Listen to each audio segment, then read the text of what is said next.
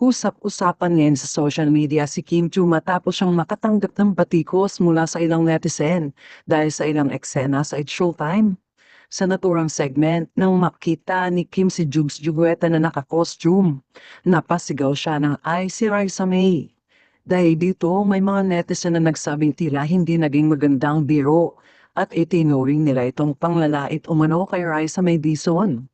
Gayunpaman, may mga taga-suporta rin si Kim na agad siyang ipinagtanggol. Ayon sa kanila, matagal nang umiikot ang birong inuugnay ang itsura ni Jugs kay Raisa May.